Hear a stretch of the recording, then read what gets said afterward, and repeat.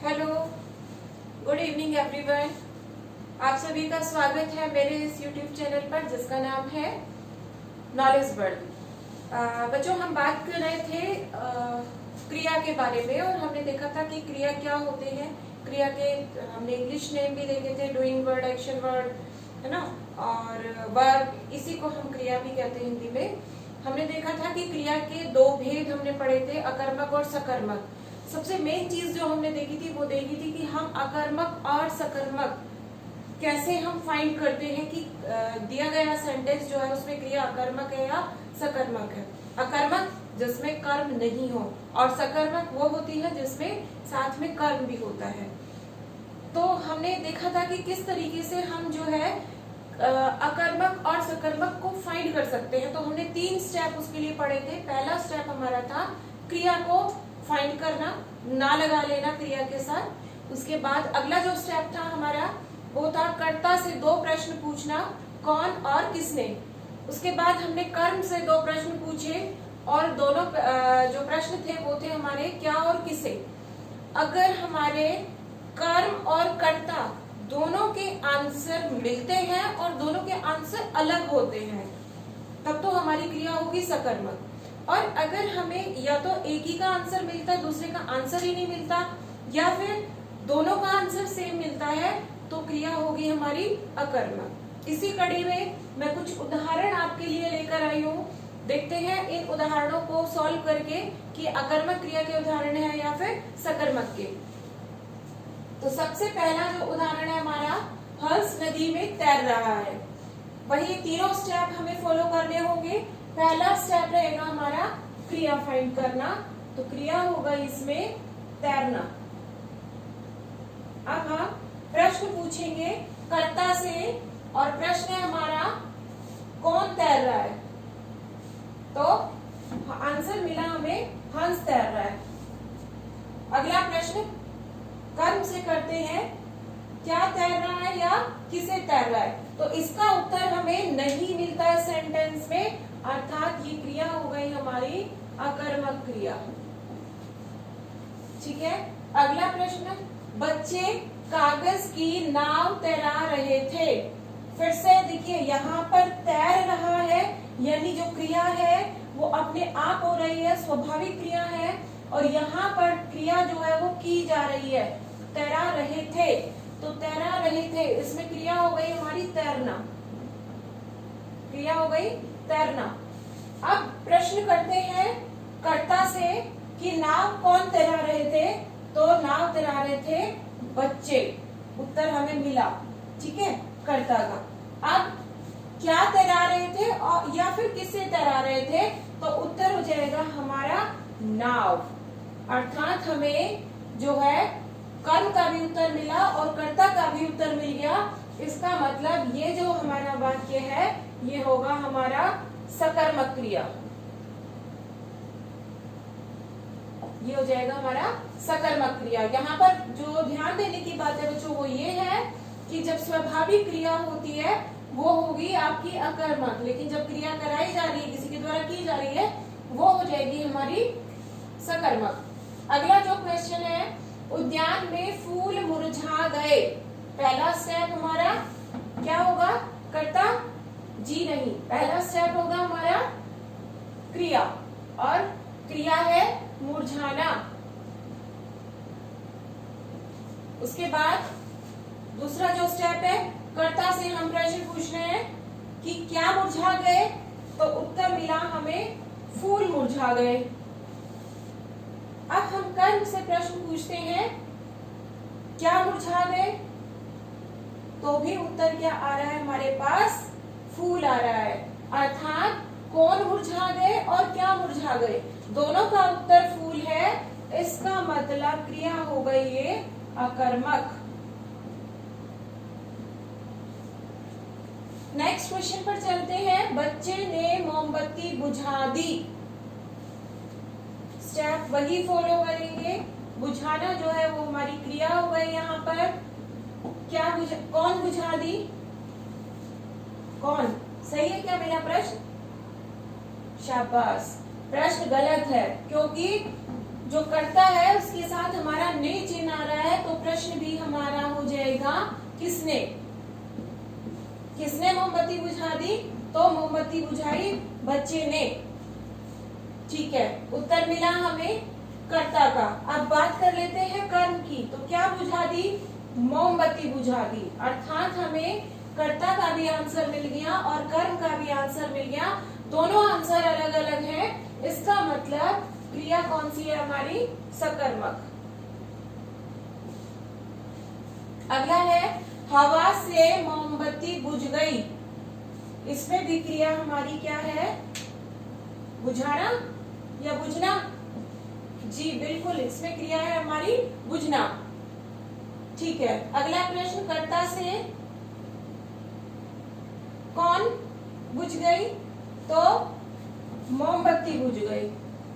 ठीक है, उत्तर मिल गया।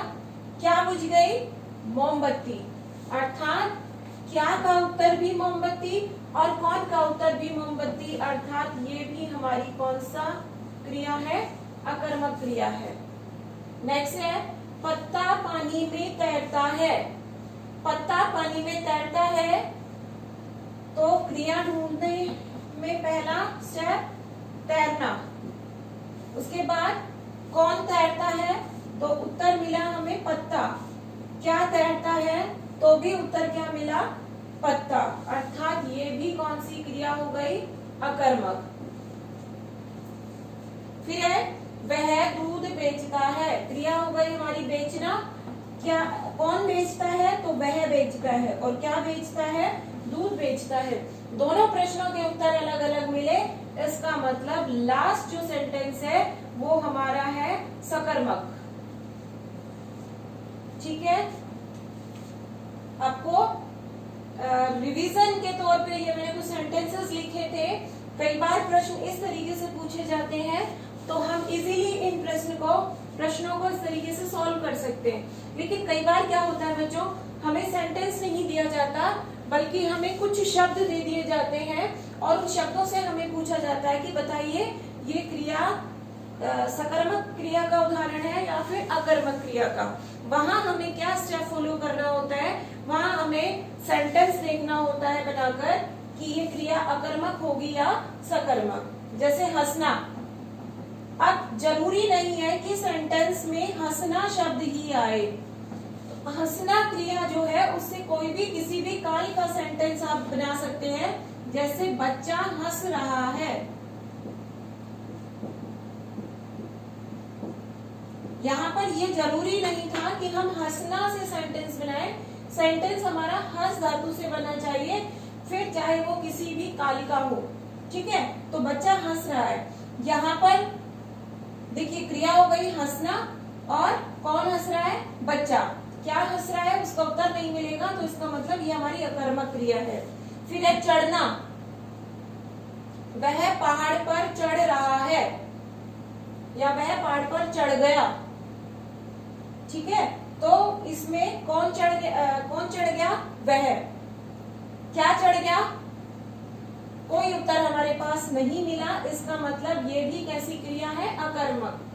फिर है ऐंठना, जैसे पानी में रस्सी ऐंठ जाती है, तो ये सेंटेंस हमारा बना ऐंठना, इसमें क्रिया है, कौन ऐंठ जाती है, रस्सी, और क्या ऐंठ जाती है, तो फिर हमें कोई उत्तर नहीं मिला, इसका मतलब ये भी हमारी कैसी क्रिया हो गई, अकर्मक।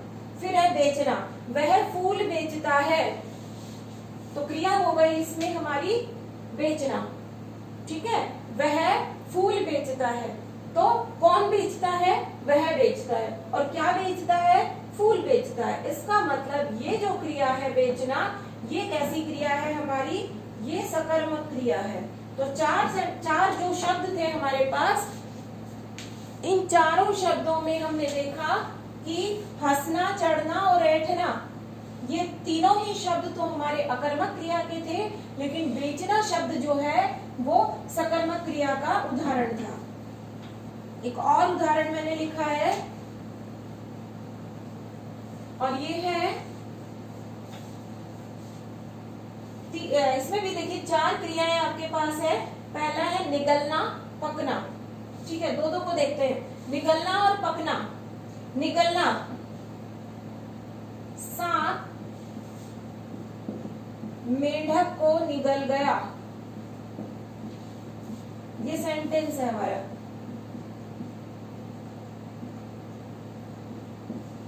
ठीक है, क्रिया निगलना हो गई। कौन निगल गया? सांप निगल गया। क्या निगल गया? मेंढक निगल गया। अर्थात ये कैसी है क्रिया? सकर्मक।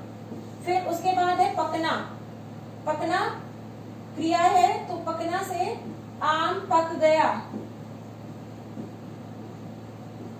अब यहाँ पर देखिए क्रिया हो गई पकना, और क्या, कौन पक गया? तो आम पक गया। क्या पक गया? आम पक गया। यहाँ पर कर्ता और कर्म दोनों का उत्तर एक ही आया। इसका मतलब ये क्रिया हमारी कौन सी हो गई? अकर्मक क्रिया। ऐसे ही अच्छा, एक बहुत अच्छा सा सेंटेंस है, देखिए, लुटना और लूटना दोनों देखने में लगभग सिमिलियर से लगते हैं, एक ही जैसे दिखते हैं, बट दोनों का मीनिंग अलग अलग होता है और दोनों ही अलग अलग क्रियाओं के उदाहरण हैं। पहला है लुटना और दूसरा है लूटना। एक तो अपने आप लूट जाना और एक किसी के द्वारा लूटना। तो जैसे धन लुट गया,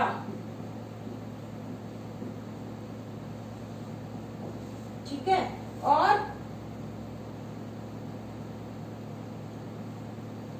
व्यापारी का धन लूट लिया गया। ये दो सेंटेंस मैंने अलग अलग बना दिए। अच्छा, गाना याद आ रहा है? मैं तो एवे लुट गया।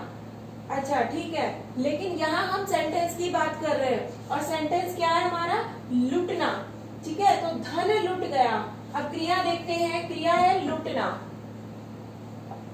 और क्या लुट गया या कौन लुट गया? तो धन लुट गया। अब दोनों का या तो उत्तर आपको कौन से, तो देखिए कौन ये निर्जीव चीज है धन, तो ये कौन से उत्तर तो मिलना भी नहीं चाहिए। फिर भी अगर मान लेते हैं तो कौन का उत्तर भी धन ही होगा, और क्या लुट गया? तो भी धन लुट गया। अर्थात ये क्रिया हमारी कैसी है? अकर्मक क्रिया है। अब है लूटना। व्यापारी का धन लूट लिया गया, तो क्रिया क्या है हमारी? लूटना। ओके, कौन लूट लिया? व्यापारी।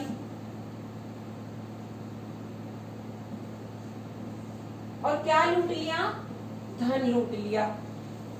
दोनों का उत्तर भी मिला और अलग अलग भी मिला। इसका मतलब लूटना जो क्रिया है ये तो होगी सकर्मक, लेकिन लुटना जो क्रिया है वो है हमारी अकर्मक। ये छोटी छोटी सी चीजें हैं जिनका अगर हम ध्यान रखें तो क्रिया जो है वो हमारी कभी भी गलत नहीं होगी। आगे बात करते हैं। चलिए, ये तो हमारे कल के टॉपिक से मैंने एक बार जो है आपका रिवीजन करा दिया है। आज हम आगे बात कर लेते हैं कि क्रिया में और हमारे लिए क्या बचता है और क्या हम उसमें और पढ़ सकते हैं। तो देखिए, क्रिया में हमने कल बात की थी कर्ता और कर्म की। ठीक है, कर्ता और कर्म।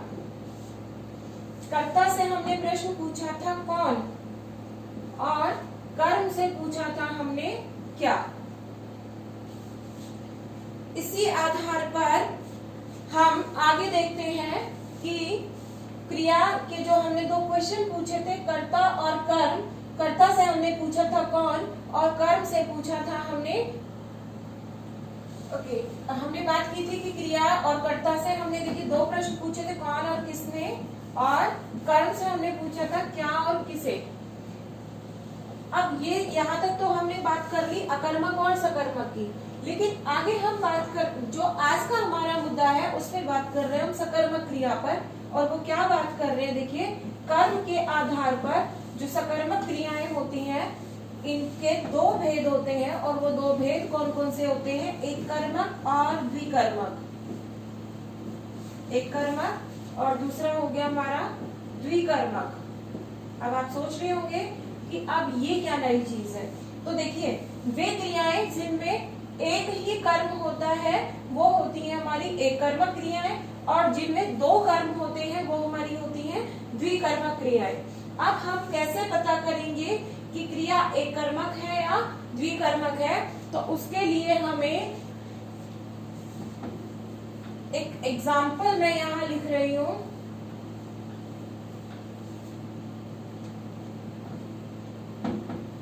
ठीक है, तो हमने बात की एककर्मक और द्विकर्मक की। क्रिया है हमारे पास दो, एक कर्मक जिसमें एक ही कर्म होता है और दूसरी है द्विकर्मक जिसमें दो कर्म होते हैं। तो पहला उदाहरण देखिए, बच्चा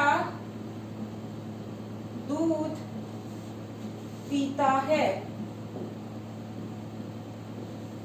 ये हमारे पास एक सेंटेंस है। अब इसमें पहले हम देखते हैं कि कर्म क्या है। तो क्रिया हो गई इसमें पीना। कौन पीता है दूध? तो कौन का उत्तर मिला? बच्चा। और क्या पीता है का उत्तर मिला हमें? दूध। अब देखिए यहाँ पर कर्म जो है वो दूध है, अर्थात इसमें एक ही कर्म है, तो ये क्रिया कौन सी हो गई हमारी? एक कर्मक। ये कौन सी क्रिया है हमारी? एक कर्मक। चलिए अब द्विकर्मक का उदाहरण हम देखते हैं। तो द्विकर्मक में देखिए, माँ बच्चे को दूध पिला रही है।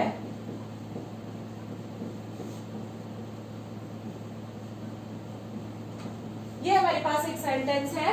इस सेंटेंस में हम देखते हैं कि कर्म क्या है और कर्ता कौन है। तो क्रिया हो गई हमारी इसमें सबसे पहले पिलाना जो है क्रिया है, और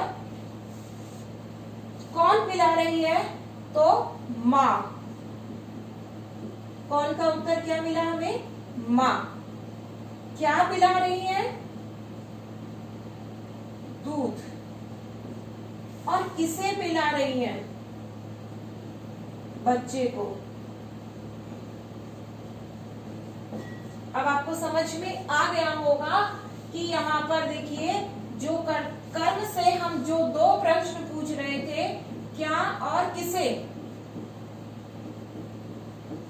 इन दोनों ही प्रश्नों से हमने उत्तर प्राप्त कर लिया।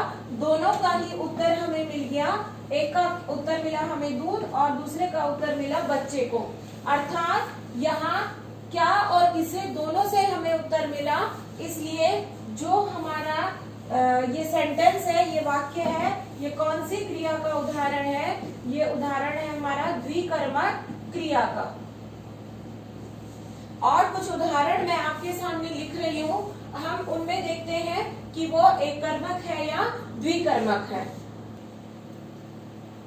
हाँ तो मित्रों, हम बात कर रहे थे कि कुछ और हम जो है उदाहरण ले लेते हैं एक कर्मक और द्विकर्मक के।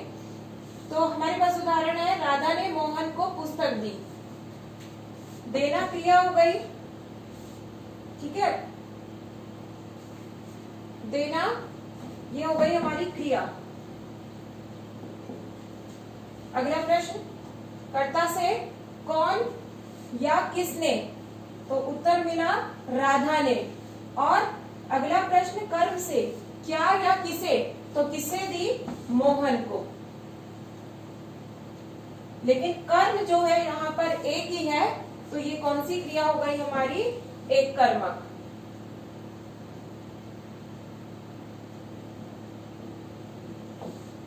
इसके बाद है, शिक्षक बच्चों को व्याकरण पढ़ा रहे हैं। एक मिनट, किसको दी? मोहन को। और क्या दी? एक और प्रश्न पूछा जा सकता है यहाँ पर, क्या दी? तो पुस्तक दी। इसका मतलब ये एक कर्मक नहीं है, दूसरा कर्म भी इसमें हमें मिला, इसलिए ये हमारा उदाहरण है सकर्मक। और सकर्मक में भी द्विकर्मक, क्योंकि इसमें दो कर्म है। पहला कर्म किसको दी? मोहन को। और दूसरा कर्म किसको दी? पुस्तक। क्या दी? पुस्तक दी। तो ये हो गया हमारा द्विकर्मक। ऐसे ही शिक्षक बच्चों को व्याकरण पढ़ा रहे हैं, तो क्रिया हो गई पढ़ाना। कौन पढ़ा रहे हैं? शिक्षक। क्रिया और कर्ता हो गए। अब बात कर लेते हैं कर्म की। कर्म से हमें दो प्रश्न पूछने हैं, क्या और किसे। तो पहला प्रश्न, क्या पढ़ा रहे हैं, तो व्याकरण पढ़ा रहे हैं, ठीक है, पहला कर्म। और किसे पढ़ा रहे हैं, तो उत्तर मिला बच्चों को पढ़ा रहे हैं, अर्थात इसमें भी दो कर्म है, तो ये भी क्रिया कौन सी हो गई, द्विकर्मक। फिर है, माँ बच्चे को चादर ओढ़ाती है, ओढ़ाना हो गया इसमें क्रिया, कौन ओढ़ाती है, तो माँ ओढ़ाती है। तो क्रिया कर्ता हमने ढूंढ लिया। अब बात करते हैं कर्म की। तो कर्म से वही दो प्रश्न, माँ क्या उड़ाती है, तो चादर पहला, और किसे उड़ाती है, तो बच्चे को। तो यहाँ पर भी दो कर्म, इसका मतलब ये भी कैसी क्रिया, द्विकर्मक। अगला उदाहरण, आदित्य व रजत ने आम और केले खाए। तो क्रिया क्या है इसमें, खाना। और किसने खाए, तो आदित्य व रजत ने, ये दोनों कौन हो गए हमारे, कर्ता। अब क्या खाए, आम और केले खाए। किसे खाया, तो आम और केले को खाया। अब देखिए इसमें हमारे पास सिर्फ एक ही कर्म है, ऐसा नहीं है कि कर्म अगर यहाँ पर दो है तो दो फलों के नाम है तो यहाँ पर द्विकर्मक हो जाएगी, या मैं ऐसे में लिख दूं आम केले और चीकू खाए तो ये त्रिकर्मक बन जाएगी, ऐसा नहीं होता। जब और से जुड़ा हुआ है इसका मतलब ये एक ही कर्म है, इसलिए ये क्रिया है जो ये हमारी कौन सी क्रिया हो गई, एक कर्मक। अब एक और प्रश्न उठता है, एक कर्मक और द्विकर्मक भी हमें समझ आ गया, लेकिन एक और प्रश्न हमारे सामने उठता है, और वो प्रश्न ये है कि अगर क्रिया द्विकर्मक है तो कौन सा कर्म प्रधान होगा। भाई दो कर्म हमारे पास आए, एक मोहन को और एक पुस्तक, दो कर्म हमारे पास है, हमें ये देखना है कि इन दोनों में से प्रधान कर्म कौन सा है, या तो मोहन को या फिर पुस्तक को। तो अलग अलग व्यक्ति अलग अलग तरीके से इसे बताते हैं। कुछ व्यक्ति कहते हैं कि जो निर्जीव आंसर है वो हमारा कर्म जो है वो प्रधान कर्म होगा, अर्थात क्या का उत्तर जो मिलेगा वो हमारा कर्म जो है प्रधान होगा। जैसे क्या दी तो पुस्तक दी, तो उसमें पुस्तक जो है वो हमारा प्रधान कर्म होगा। कुछ कहते हैं कि क्रिया के जस्ट पहले जो कर्म आता है वो हमारा प्रधान कर्म होगा। तो क्रिया देखिए लास्ट में है दी, और इससे पहले वाला कर्म क्या है, पुस्तक है, तो पुस्तक इसमें प्रधान कर्म हो गया। कुछ कहते हैं कि ये हो गया हमारा कर्ता, ये हो गया हमारा कर्म, और ये हमारा पहला कर्म और ये हमारा दूसरा कर्म। तो वो ये कहते हैं कि भाई जो दूसरा कर्म होता है वही जो है प्रधान कर्म होता है, दूसरा कर्म, ठीक है। तो हर व्यक्ति ने अपना अलग अलग तरीके से जो है इसमें ये बताया है। किसी ने कहा कि भाई क्या से उत्तर मिले वो हमारा प्रधान उत्तर होगा, प्रधान कर्म होगा। ये 4 पॉइंट है, लेकिन सबका आंसर एक ही है। जैसे पहला क्रिया के जस्ट पहले वाला, तो क्रिया यहाँ पर क्या है, दी या देना, ठीक है। क्रिया से जस्ट पहले जो कर्म है यानी पुस्तक, ये हमारा कैसा हो गया, प्रधान कर्म। फिर मोहन को और पुस्तक हमारे पास दो कर्म है, इसमें से निर्जीव कौन सा है, मोहन तो देखिए एक लिविंग थिंग है, लिविंग वो है, और पुस्तक जो है वो नॉन लिविंग थिंग है। तो जो नॉन लिविंग है अर्थात जो निर्जीव है वही कर्म कौन सा है, प्रधान है। किसी का ये मत है। कोई कहता है कि जो दूसरा वाला कर्म है, यानी ये पहला कर्म और ये दूसरा कर्म, तो जो दूसरा कर्म है वो क्या है, प्रधान कर्म है। और कुछ लोग कहते हैं कि जो उत्तर हमें क्या से मिलता है, जैसे क्या दी तो पुस्तक दी, क्या पढ़ा रहे हैं, व्याकरण पढ़ा रहे हैं, क्या उठाई, चादर, ठीक है। तो इस तरीके से जो क्या का उत्तर है वो प्रधान कर्म है। तो ये आपको याद रखना है कि प्रधान कर्म कौन सा होता है। आप चाहे तो चारों पॉइंट इसमें से याद रखें, बहुत अच्छी बात है। अगर आप ये सोचें कि चार में क्यों हम चक्कर में पड़े, हम तो एक ही से काम निकल जाएगा, हमें एक से ही पता चल जाएगा प्रधान कर्म है, तो आपकी इच्छा है। बाकी नॉलेज के लिए मुझे ऐसा लगता है कि आपको ये चारों ही पता होना चाहिए कि प्रधान कर्म इनमें से क्या होता है। ठीक है, तो ये हो गया हमारा, हमने पढ़ा क्रिया, एक कर्मक और द्विकर्मक। उसके बाद हमने देखा कि कौन सा कर्म जो है वो प्रधान होता है। हाँ तो बच्चों देखो, मैंने एक उदाहरण लिखा है कि द्विकर्मक क्रिया है। हमें पता करना है कि ये जो चार उदाहरण दिए गए हैं इनमें से कौन सा जो उदाहरण है वो द्विकर्मक क्रिया का है। पहला जो है, दादाजी रामायण पढ़ते हैं। क्रिया ढूंढ ली हमने, पढ़ते हैं, कौन पढ़ते हैं, दादाजी, और क्या पढ़ते हैं, रामायण। एक ही कर्म है तो ये द्विकर्मक क्रिया नहीं है। उसके बाद है, उद्यान में फूल खिले हैं। खिले हैं यानी खिलना जो है वो क्या है, यहाँ पर क्रिया है। क्या खिले हैं या कौन खिले हैं, तो फूल खिले हैं। और क्या खिले हैं, फूल खिले हैं। अर्थात दोनों का उत्तर एक ही मिला, तो ये भी जो है ये तो एक कर्मक क्रिया भी नहीं है, ये तो कौन सी क्रिया है, अकर्मक है, इसमें तो कर्म है ही नहीं। उसके बाद है, माँ बच्चों के लिए खीर बनाती है। बड़ा सेंटेंस है, पक्का यही द्विकर्मक क्रिया होगा। चलिए देख लेते हैं, चेक करते हैं। तो बनाना जो है वो इसके अंदर क्रिया हो गई। कौन बनाती है, माँ बनाती है। क्या बनाती है, तो खीर बनाती है। उत्तर कौन का भी मिल गया और क्या का भी मिल गया, और किससे बनाती है, या तो उत्तर मिल ही नहीं रहा, और अगर देखे भी तो किससे बनाती है, तो खीर को बनाती है। अर्थात एक ही कर्म है, तो ये भी कौन सी क्रिया हो गई हमारी, एक कर्मक क्रिया।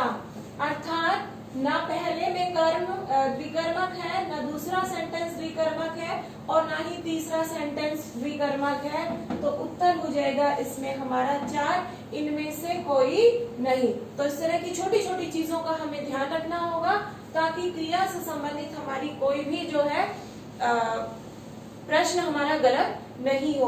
अब एक छोटा सा आपके लिए इसमें अपवाद भी है। मैंने आपको बताया था कि हमें कर्ता और कर्म से प्रश्न पूछना है। कर्ता से कौन पूछा और कर्म से पूछा हमने क्या।